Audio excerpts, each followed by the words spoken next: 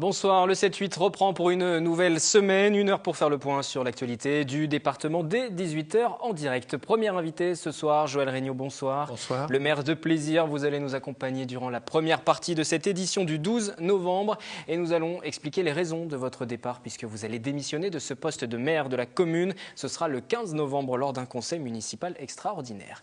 La seconde partie du 7-8, ce sera avec Anthony Reich. Bonsoir Anthony. Salut Wilfried. Et ce soir, dans la page sport, la chronique sport du judo, du rugby, du foot et des castors. Et des castors. Mais tout d'abord, nous partirons en mer avec le Vendée Globe qui est parti ce week-end. Je vous donnerai les toutes premières nouvelles de Tanguy Delamotte. Le skipper versaillais fait partie des 19 navigateurs solitaires qui ont quitté samedi midi les Sables d'Olonne pour ce tour du monde à la voile, sans escale et sans assistance. Nous parlerons aussi de castors avec la traditionnelle course d'orientation organisée par le Guyancourt Orientation.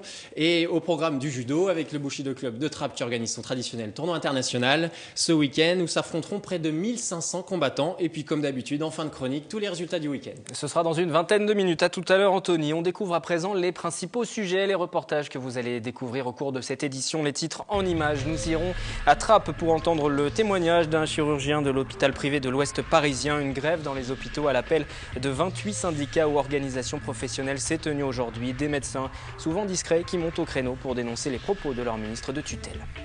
En ce lundi 12 novembre, du mouvement dans les transports avec de nouvelles lignes de bus créées et d'autres modifiées. L'objectif, mieux desservir la zone d'activité de Trappes-Elancourt, un projet de près de 300 000 € financé par des collectivités publiques et des entreprises.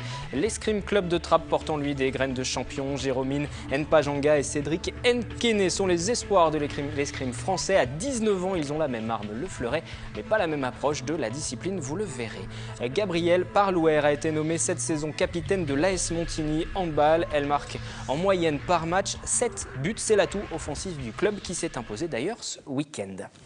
On débute donc par cette grève.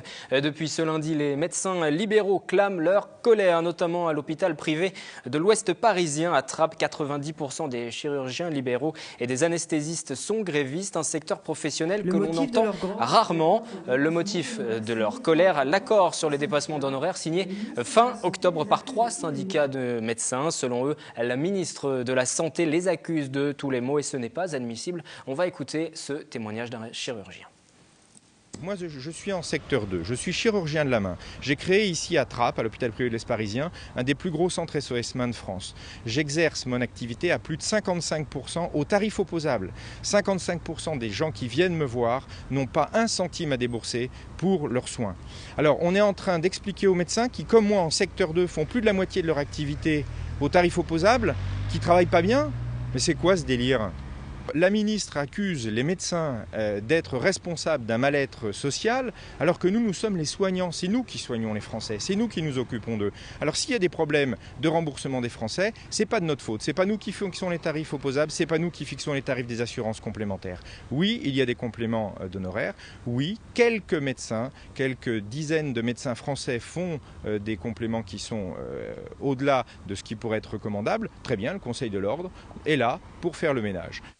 À Trappes, malgré le taux de grévistes, la continuité des soins est assurée et les patients nouvellement arrivés transférés vers d'autres établissements. Le mouvement a démarré sur les réseaux sociaux il y a 3 semaines et sur le terrain depuis ce lundi. La grève est illimitée. Mercredi, Christian Couturier ira manifester à Paris devant le ministère de la Santé.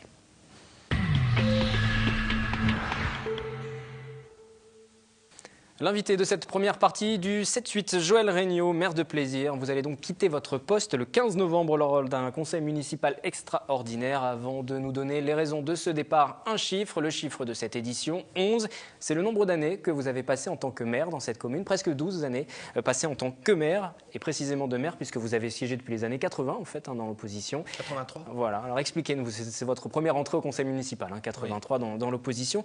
Expliquez-nous les raisons de ce départ. Mars 2014, normalement élection municipale, vous avez décidé de devancer l'appel. Oui, j'ai souhaité anticiper le passage du témoin. Je pense que c'est comme cela que j'ai essayé pendant toutes ces années, et vous le rappeliez, à quelques mois de 12 années de responsabilité, eh bien j'ai souhaité tout simplement, comme dans une entreprise, anticiper ce passage de relais.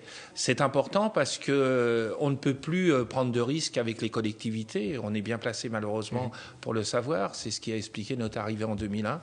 Et je souhaite profondément permettre aux Plaisiroises et aux Plaisirois de faire un choix de connaissance. C'est une surprise tout de même cette annonce de départ. Vous ne l'aviez pas annoncé au moment de la campagne, Non. ni encore il y a tout juste un an, vous n'en parliez pas. Non, non, du tout. C'est quelque chose, j'avais, vous en doutez, on ne se présente pas par hasard. Donc j'avais énormément pesé déjà en 2008 ce choix. Et puis ça a maturé tout doucement dans les derniers mois. Ce choix à la fois de soit mener une liste et de me représenter et repartir pour au moins 4-5 années dans l'autre mandat pour refaire la même anticipation ou passer dès maintenant. 6 à 7 ans de plus, je crois qu'il faut être raisonnable. J'ai l'impression ou je ne souhaiterais pas, du moins, avoir la fatigue de rendre service à mes habitants. Ça, c'est pour la raison que vous nous expliquez. Il y a aussi des rumeurs, forcément, dans la ville qui circulent. On parle de votre état de santé, notamment. Oui. Est-ce que vous quittez le poste de maire pour cette raison? Non, non, du tout. Du tout. Aucune autre rumeur n'a de raison d'être, mais c'est la règle de la vie. On aime dire que l'on sait ou que l'on connaît. Eh bien, ma foi, j'y suis malheureusement comme l'ensemble de mes collègues habitués, et j'ai du vernis à ce niveau-là, ça ne me pose aucun problème. Vous n'avez pas le sentiment non plus d'abandonner ceux qui ont voté pour vous en 2008, pour ce deuxième mandat, en cours de route? Je ne crois pas, parce que d'abord le parcours, même s'il faut être très humble, parle plutôt pour mon équipe. Et puis j'avais, je vous le disais, aucune difficulté de mener une liste et de me représenter, même si toute élection doit être gagnée. Il n'en reste pas moins que je donne le maximum de mon cœur. Et puis anticiper, je pense que les gens peuvent le comprendre. Je vous le disais tout à l'heure, une ville, c'est une grosse responsabilité, ça se prépare. Vous allez rester au conseil municipal ensuite? Je vais rester au conseil municipal pour les aider, les accompagner, tant que faire se peut, jusqu'en mars 2014, préparer avec eux la campagne électorale. Je ne serai pas sur la liste de mars 2014. Vous êtes également le suppléant de David Douillet. Vous avez siégé aussi à l'Assemblée nationale lorsque David Douillet est entré au gouvernement. Si jamais il était nécessaire que vous retourniez à l'Assemblée, comme vous êtes suppléant, vous iriez? Oui. Ou vous mettez entre parenthèses cette partie politique? Non, non, du tout, j'irai. Bien sûr. Vous avez évoqué avec David Douillet justement cette démission, par exemple, de la municipalité de Plaisir? Ah bien sûr, je l'ai évoqué à la fois avec le député David Douillet, je l'ai fait également avec le président du Conseil général et monsieur le préfet Michel Jaud. Vous avez beaucoup discuté autour de ça ou vous avez pris cette discussion seule? Comment vous avez réussi à aboutir à cette conclusion qu'il fallait mieux partir maintenant, comme vous l'expliquiez? Écoutez, bien sûr, familialement également, vous en doutez, hein, évidemment, la famille est très importante dans ses choix. Parce que ce n'est pas une décision qu'on prend à la légère tout de même. Non, du tout, je vous ai dit, je l'ai maturée pendant plusieurs mois, tranquillement, et depuis que je l'ai prise, je suis de plus en plus certain que c'est la bonne solution. Ma décision a été prise, je ne suis pas un garçon qui revient facilement sur sa décision, mais j'ai su convaincre. Et au moins au niveau de l'ensemble de l'équipe municipale, j'ai pas eu à convaincre. Ils ont compris et à la fois accompagné, ce que je les en remercie. On va rappeler tout de même votre carrière politique débutée en 83. Vous étiez conseiller municipal d'opposition donc sur la ville de Plaisir, élu au conseil régional en 92, conseiller général des Yvelines dans le canton de Plaisir en 98, 2001 élu maire de Plaisir pour l'UMP, réélu en 2008 également et dès le premier tour. 2004, vous avez perdu le canton de Plaisir, vous avez été aussi, on l'a rappelé tout à l'heure, député. Quel a été le moment le plus fort dans cette carrière politique? Sans aucun doute, gagner la ville de Plaisir. C'est ce que qui était détenu donc par les socialistes auparavant. Hein. Oui, mais c'est pas ça qui est le moment le plus fort, c'est pas d'avoir battu les socialo-communistes. Pour moi, le moment plus fort, ça a été que moi, gosse de Plaisir, est-ce que j'aurais pu imaginer un jour en culotte courte que j'avais un rendez-vous avec ma ville? Jamais. Donc, ça a été quelque chose qui m'a énormément ému. Et ça reste quelque chose de très fort qui vont m'accompagner jusqu'à la fin de ma vie. Vous êtes agriculteur de profession, comme votre fils d'ailleurs. Oui. Comment vous avez décidé de vous engager en politique? À quelle occasion? Ça a été accident. C'est plutôt la politique qui est venue vers moi que moi qui suis allé à la politique. J'ai été assez malheureux de la politique qui était menée sur la ville de Plaisir et j'ai souhaité, nationalement également, en 80, c'était l'élection de François Mitterrand. Je partage respect, mais je ne partageais pas, bien sûr, ces volontés-là. Je me suis dit, mais qu'est-ce que je fais pour mon pays? Qu'est-ce que je fais pour ma ville pour que les choses évoluent dans l'esprit que j'ai? Et c'est comme cela que les choses démarrent, tranquillement, à la base. Et puis après, c'est la rencontre de personnes qui vous font aller dans des responsabilités, ou non. Quel bilan vous faites? Forcément, vous allez me dire que vous êtes satisfait du travail mené sur cette commune, mais il y a tout de même certains dossiers où j'imagine que vous êtes plus satisfait que sur d'autres d'avoir réussi à les mener à leur terme. Oui, évidemment, c'est énormément de sentiments contrastés. Vous voulez toujours donner plus et plus vite. Et vous commencez déjà à apprendre qu'une administration, c'est lent. C'est important, ça travaille très bien, mais c'est lent. Quand vous venez du domaine privé, ça vous surprend énormément. Et puis en même temps, j'ai découvert énormément de choses, les associations, le milieu scolaire, l'enseignement, j'avais mes idées préconçues, peut-être comme chacun par rapport aux professions des autres. Et on s'aperçoit que les choses ne sont pas blanches ou noires, c'est gris, alors il faut essayer que ça soit le plus gris clair possible.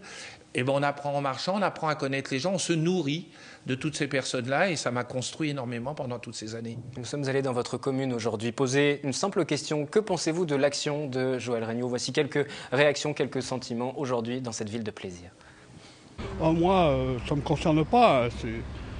C'est le maire qui a décidé d'arrêter sa vie de maire.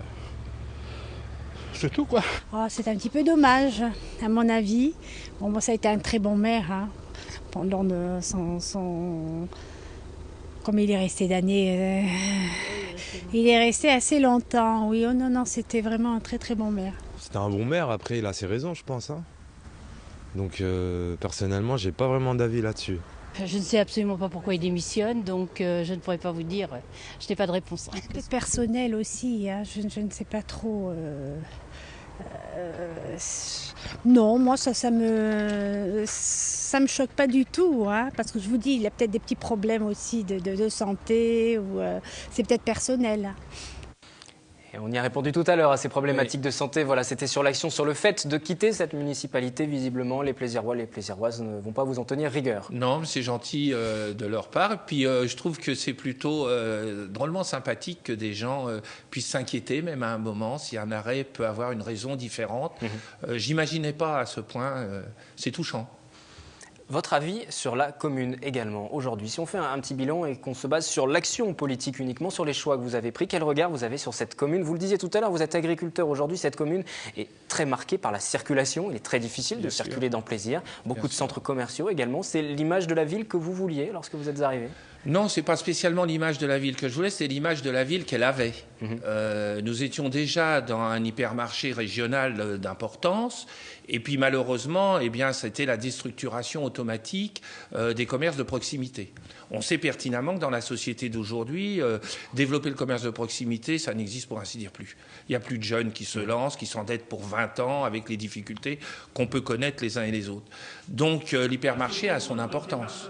Et puis en même temps, malheureusement, je me suis battu bien sûr pour la déviation de l'usine d'incinération d'ordures qu'on a gagnée, puisqu'il y avait plus de 800 camions poids lourds jour, aller-retour, qui traversaient cette commune. Reste plus que l'aménagement du RD30, c'est le département, conseiller général du canton à l'heure actuelle, j'espère, continue à y travailler. Il y a beaucoup de retard de prix, je le regrette.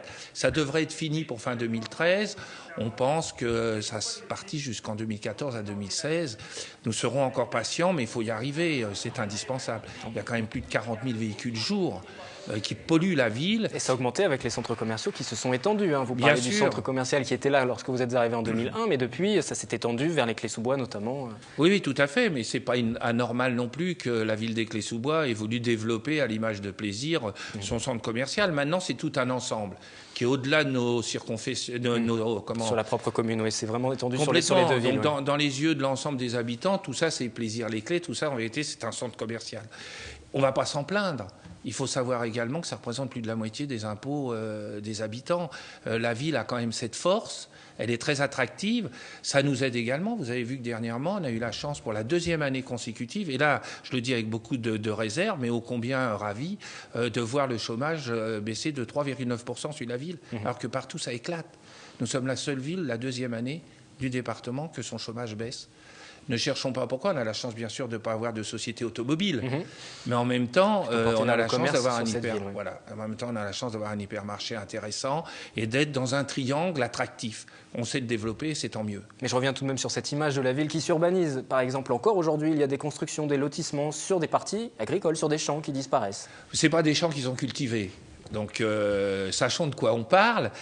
C'était sur une zone industrielle qui avait la société que j'ai fait faire la déviation pour que les camions de cette société puissent être sur Thiverval-Grignon. Donc, c'était des friches industrielles qu'il faut dépolluer d'ailleurs. Donc, déjà, première chose. Et puis, vous vous rendez compte que toutes les constructions qu'il y a actuelles, malgré le PLU qui a été voté en 2007, nous permet simplement de se maintenir au nombre d'habitants. C'est-à-dire on était 32 000 habitants, on finira le mandat en dessous de 32 000 habitants, au bout de 12 ans. Pour toutes les raisons qu'on connaît les uns et les autres, la déstructuration malheureusement de la vie de famille ou les séparations, il faut 2 logements s'il n'y en avait qu'un seul. Les enfants aussi qui s'installent. Bien sûr, qui souhaitent habiter plaisir et qu'on ne peut pas leur offrir. Donc la ville est à 32 000 habitants, on va dire à 500 habitants près, ne bougera pas sur toutes les années qui se présentent devant nous. Je crois que l'équilibre n'est pas si mal trouvé. Une petite parenthèse, puisqu'on parle du logement, la question du quartier du Valibou aussi, c'était un dossier important à gérer. Difficile. Il est encore pour rénover tout ce quartier d'habitation. Oui. C'est pas un moment évident forcément lorsqu'on est maire. Non, c'est très compliqué parce que il faut vous mettre à la place des locataires. Là aussi, c'est perturbant pour eux. Faut être également du côté de l'Aupivois parce que vous avez besoin qu'il y ait le bailleur social sur ce quartier. Et bien sûr, et qu'il en a la responsabilité complète. Il faut être facilitateur avec les entreprises qui viennent travailler là-dessus. C'est des gros dossiers qu'on se passerait complètement, c'est clair, mais qu'il faut mener à terme.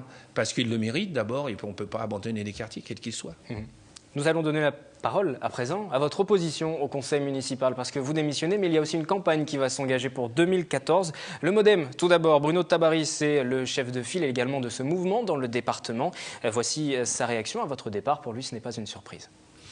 Ça se pratique beaucoup en France et en Ile-de-France de mettre en avant la personne qu'on souhaite voir à sa succession. Donc oui, les plaisirs de Nuit effectivement n'ont pas voté pour Madame Colsman-Berger. Bon, je pense que de toute façon elle sera dans la continuité de ce qu'a fait le maire aujourd'hui. C'est un signe fort de lancement de campagne. Il le fait maintenant à peu près 2 ans, parce que j'ai cru comprendre que les élections municipales seraient certainement repoussées après les élections sénatoriales de 2014, histoire que la gauche ne perde pas trop de postes au sénatorial s'il y avait un changement dans le comportement des électeurs en France. Donc oui, c'est un signe en tout cas de lancement de campagne dès maintenant, oui, ça c'est clair. Et on parle bien de mars 2014 pour les élections municipales, elles auront lieu en mars, sauf nouveau changement. C'est les départementales et les régionales qui sont repoussées en 2015 normalement. Pour vous, la campagne est lancée, pour rebondir sur ce qui vient d'être dit? Non. Non, vous ne rentrez pas en campagne? Est-ce que l'équipe municipale que vous allez regarder d'un coin de l'œil maintenant que vous allez siéger en tant que simple conseiller et non plus en tant que maire, pour vous, pour le groupe UMP, la campagne n'est pas lancée? Pour le groupe UMP, du tout. De toute façon, c'est la décision de l'équipe de Joël et demain de Marie-Jo Coleman-Berger qui compte sur la ville de Plaisir. Et c'est ce qui fait l'intérêt de l'élection municipale. Elle dépasse de loin les clivages politiques. Elle démarrera à l'automne, sans aucun doute, 2013. Ça sera bien assez tôt. Il y a encore des dossiers qu'il faut accompagner, dont je vais garder la charge, parce que c'est des dossiers qui viennent de très loin, Plaisir-Sablon, l'église Saint-Pierre. C'est des gros dossiers qui dépassent de loin, d'ailleurs, le cadre départemental. Donc c'est la mémoire que je vais essayer d'accompagner dans ces dossiers-là. On a du travail avant les élections municipales, c'est clair. Vous l'avez mentionné, le nom de votre adjointe qui devrait vous succéder lors du conseil municipal, en tout cas celle que vous allez présenter au conseil municipal. Il y aura une élection interne le 15 novembre, je le rappelle, Joséphine Coleman-Berger. Pourquoi ce choix? Parce que c'est une personne... Ce n'est pas votre première adjointe? Non, du tout. C'est l'adjointe au culturel et à la communication. Elle a prouvé sa qualité culturelle de tout ce qu'elle a mis en place sur la ville de Plaisir, qui était un désert culturel. Et aujourd'hui, vous le savez, avec le théâtre Coluche, avec le château, qui fait une des plus grosses manifestations, et de loin dépassant les frontières du département, qui est Escale d'ailleurs, qui attire plus de 10 000 spectateurs par an sur une après-midi. Et c'est une personne qui m'accompagne depuis 92. Auprès de moi et principalement sur la ville de Plaisir depuis 2001. C'est une personne qui connaît tous les dossiers, qui les a soutenus avec moi et donc qui est prête, qui est construite pour justement prendre ce témoin et le mener dans la même perspective et apporter son regard nouveau, sans aucun doute. Pour vous, c'était une évidence de la choisir? Oui. Où il y a un moment d'hésitation, ou dès le début vous avez su que ce serait elle? Non, du tout. J'ai su très rapidement que ce serait elle. Il a fallu la convaincre? Du tout, du tout. Elle savait que s'il y avait quelque chose qui me serait arrivé, je lui avais demandé de faire le nécessaire. Et puis elle est très appréciée par l'ensemble des élus et ça n'a posé aucun problème. On va écouter à présent l'opposition socialiste, le Parti socialiste. Bernard Ansart, pour lui aussi, la campagne est lancée, même si vous nous avez dit que de votre côté, la campagne n'était pas lancée. En tout cas, vos opposants, eux, sont déjà en course. Ah, la campagne est commencée. D'ailleurs, M. Regnault, dans ses déclarations à la presse, dit clairement « Je mets en place ma dauphine », entre guillemets, donc pour faire voir aux Plaisirois que c'est celle qu'il leur faut, et que c'est elle qui va continuer ce que j'ai commencé. Et nous, ce n'est pas ce que l'on veut. Si je me fie à la politique culturelle qui est appliquée sur la ville, dont la grosse majorité du budget est concentrée sur l'espace Coluche, j'ai quelques inquiétudes quand même pour l'avenir de notre ville. Ce que l'on déplore en tant qu'opposition, c'est que de toute façon, on est mis à l'écart des dossiers de la ville. Il n'y a pas de concertation, c'est une ville où il n'y a pas de concertation. Et donc, de fait, eh bien, on est devant le fait accompli. Voilà.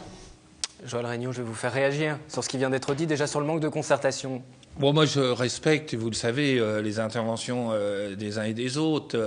C'est pas très sérieux. De toute façon, s'il y avait un manque de concertation, je pense que ça se traduirait quand vous faites des micro-trottoirs, que ce soit au moment de Noël ou quand vous nous invitez. Il y a longtemps que le sentiment serait ressorti au niveau de la ville. Et puis je pense pas que l'élection en 2008 aurait pris la qualité qu'elle a prise, parce que c'est une des rares communes qui a été élue au premier tour face à une volonté très forte, puisque c'était malheureusement, parce que je dis malheureusement parce qu'il est aujourd'hui plus là, le secrétaire départemental qu'ils avaient parachuté Patrick Malivet, sur la ville de s'était Plaisir. présenté face à vous en 2008 Voilà. et vous aviez été élu dès le premier tour, vous l'avez l'avez rappelé, grosses prétentions, 53,87%. Ouais, tout à fait, face à Quatlis, donc des grosses prétentions qui n'ont pas eu lieu d'être. Il fait son job. Bon, c'est normal que lui, il estime que la campagne est lancée. Moi, j'ai pas de remarques là-dessus.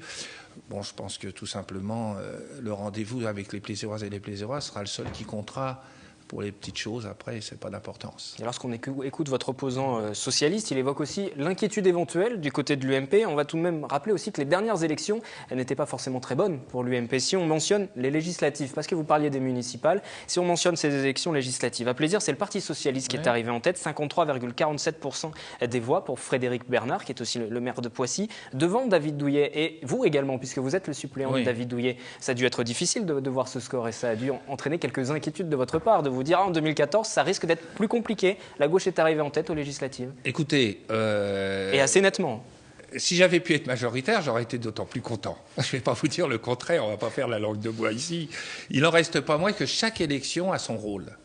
Et l'erreur, c'est de vouloir les mélanger. Vous avez rappelé tout à l'heure... Ça reste un signal tout de même. Écoutez, évidemment, il faut être attentif, mais le signal, il a été national. Et si ça n'avait pas été le cas à Plaisir ou bien d'autres communes, eh bien la majorité affligeante que l'on a aujourd'hui au gouvernement, on n'en serait pas ainsi. Donc, vous avez rappelé tout à l'heure à juste titre que j'avais perdu mon mandat en 2004 de conseiller général. Et... ça ne m'a pas empêché, et grâce à l'ensemble de l'équipe qui m'entoure, de gagner et du premier tour en 2008. Donc vous voyez que j'attire l'attention, bien sûr, des analystes, mais de l'ensemble des politiques, d'être toujours très prudents sur ces volontés-là. S'il y avait que la valeur du vote des partis politiques, je crois qu'il n'y aurait plus de communistes en France. Et il y a encore des maires communistes. Qu'est-ce qui est important pour les habitants? C'est pas qu'ils soient de gauche ou de droite, c'est qu'ils rendent service et qu'ils soient présents et que la ville évolue dans le bon sens. Je crois que c'est ça qui est important et tant mieux. Pour les élections de 2014, ces municipales, vous allez accompagner la liste qui se présentera et qui sera menée par Joséphine Coleman-Smerger normalement? Je l'accompagnerai... Vous serez présent sur cette liste aussi? Ah non, c'est ce que je vous ai dit tout à l'heure. Je ne serai pas sur la liste, mais je l'accompagnerai dans la campagne électorale, bien sûr. Et quels conseils vous pourriez donner, ou quels conseils vous allez donner à celle qui devrait être tête de liste? Je n'ai pas la prétention de donner quelques conseils, mais si je devais en retenir qu'un seul, c'est d'être à l'écoute des habitants. C'est de garder son cœur le plus longtemps possible et de ne pas prendre trop de vernis quand on est élu. Rester sensible. Je crois que c'est vraiment très important. Joséphine Coleman-Berger qui devrait vous succéder. Ce sera le 15 novembre lors d'un conseil municipal extraordinaire sur la ville de Plaisir. Que pensez-vous de cette élection probable? Là aussi, nous donnons la parole aux Plaisirois et aux Plaisiroises. Si elle peut faire comme le maire, oui, pourquoi pas. Nous, tout ce qu'on veut, c'est ça, c'est que ça se passe bien. Donc, si c'est son adjoint qui va prendre la place, on va voir ce que ça va donner. Je ne la connais pas du tout. J'en ai jamais entendu parler. Et je trouve que c'est très très bien, c'est une personne qui est très très compétente. Et en plus, je vais vous dire une chose, c'est notre patronne. Parce que c'est elle qui est adjointe au maire du culturel. Et nous, la pétanque, plaisir, détente, évasion, nous sommes du culturel. Donc pour nous, c'est une fierté qu'elle vienne maire de Plaisir. Je sais pas, je la connais pas vraiment. Mais apparemment, elle a travaillé avec le maire, elle a suivi le truc. Et donc je pense que c'est une bonne chose si c'est dans la continuité de ce que faisait le maire. Voilà. C'est une personne qu'on connaît pas trop, je trouve, et on aurait pu être prévenu avant quand même. Parce que je trouve que c'est... Avec les concitoyens, je trouve que c'est... Il aurait pu faire une lettre un petit peu avant pour nous la présenter et faire une réunion afin qu'on la connaisse un petit peu plus. Parce qu'on connaît plus le premier adjoint qu'elle. Donc ça aurait dû être le premier adjoint à sa place. Sur cette dernière intervention d'une Plaisiroise, voilà, qui nous dit qu'elle aurait aimé peut-être la connaître un petit peu mieux, la voir un petit peu plus sur certains rendez-vous, la rencontrer, échanger avec elle. Oui, sans aucun doute, c'est une réaction tout à fait normale. Dans l'ordre des choses, vous doutez que quand vous prenez votre décision, vous commencez par votre exécutif, vous faites après l'ensemble de vos élus, votre directeur général des services, votre directeur de cabinet, votre secrétariat, et puis après, vous allez devant l'ensemble du personnel, ce que j'ai fait, que j'ai réuni à l'espace Coluche. Et le courrier vient finaliser dans toutes les boîtes aux lettres ma volonté, en essayant de l'expliquer le moins long possible, parce que pour pas embêter les gens.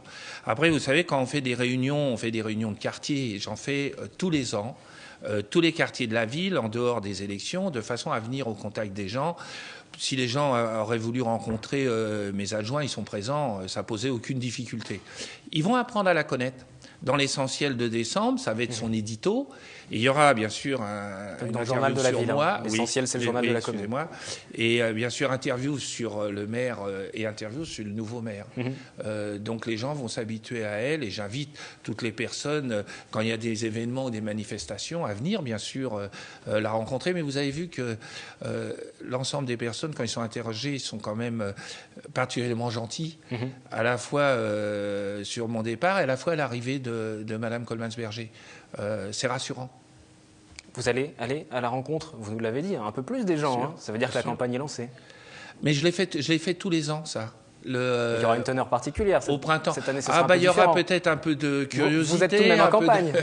Dites-le-nous, vous n'avez tout à l'heure pas de langue de bois. Non, mais attendez, est-ce qu'on peut aller devant les Plaisiroises et les Plaisirois au printemps, à toutes les réunions de quartier, et qu'on ne va pas parler de l'élection de mars 2014 ? Évidemment. Donc la campagne est un peu lancée, tout de même. Alors allons-y, c'est la meilleure pour 2014, selon vous, pour ces élections? Oui. C'est la meilleure candidate possible pour votre groupe? Oui. Puisqu'on parle des élections, une toute dernière question, Joël Regnault. François Fillon ou Jean-François Copé? Pour l'UMP, il y aura l'élection ce week-end, le 18 novembre. François Fillon. Vous voterez François Fillon? Oui. Comme David Douillet, d'ailleurs. Oui, tout à fait. Pourquoi ce choix? Parce que, d'abord, c'est quelqu'un que j'ai participé et partagé les deux candidats dans la période où j'ai été élu député. Et j'ai vraiment énormément apprécié la façon dont M. Fillon intervenait et présentait ses dossiers. C'est un homme d'État, c'est une évidence. Merci Joël Regnault, maire de Plaisir jusqu'au 15 novembre. En tout cas, ensuite vous serez au conseil municipal. Après 11 ans en tant que maire, vous allez passer la main. Vous êtes arrivé au conseil municipal dans l'opposition, c'était en 1983. Merci d'être venu sur ce plateau. Le 11 novembre, jour de commémoration de l'armistice de la guerre 14-18, un moment toujours célébré dans les différentes communes comme à Magny, les hameaux et les enfants y ont été associés. Le mémorial est le réceptacle, l'air qui accueille et qui recueille, qui précède la trace et qui l'attend. 11 novembre 1918, l'armistice marque la fin des combats de la Première Guerre mondiale. C'est la victoire des Alliés et la défaite de l'Allemagne. Chaque année, des cérémonies sont organisées dans les communes de France. Ici, à Magny-les-Hameaux, depuis 9 ans, les enfants sont associés aux anciens combattants pour faire un travail de mémoire. Le principe de ce lieu est de ne pas être juste une pierre ou un lieu devant lequel on passe et qu'on pourrait oublier au fur et à mesure des années. Il est accompagné d'un livre qui est chaque année refait avec une classe ou plusieurs, accompagnés par les anciens combattants qui travaillent ensemble toute l'année pour se rappeler les personnes mortes pour la France. C'est vraiment le principe de faire vivre cette mémoire et en la faisant passer d'une génération à l'autre au fur et à mesure.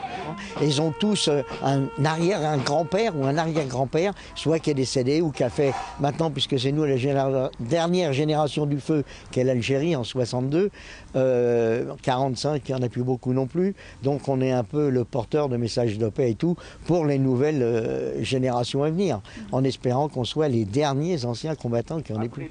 De nombreux Manicois ont assisté à la cérémonie, présidée par le nouveau maire de la commune, visiblement ému. C'est une très profonde émotion. Particulièrement cette journée du 11 novembre, comme je le disais tout à l'heure, j'ai eu le privilège de connaître mon grand-oncle puisqu'il est mort au-delà des 90 ans. Et quand j'étais petit, à l'âge des enfants qui étaient là, mon grand-oncle me racontait et nous racontait à ma famille l'épreuve de Verdun. Dont il a été un des rares survivants. Outre la sensibilisation auprès des jeunes générations, la FNACA se bat depuis 50 ans pour que l'État reconnaisse la guerre d'Algérie. C'est chose faite depuis peu. Le 19 mars est désormais la date officielle de la fin de la guerre, jour de commémoration.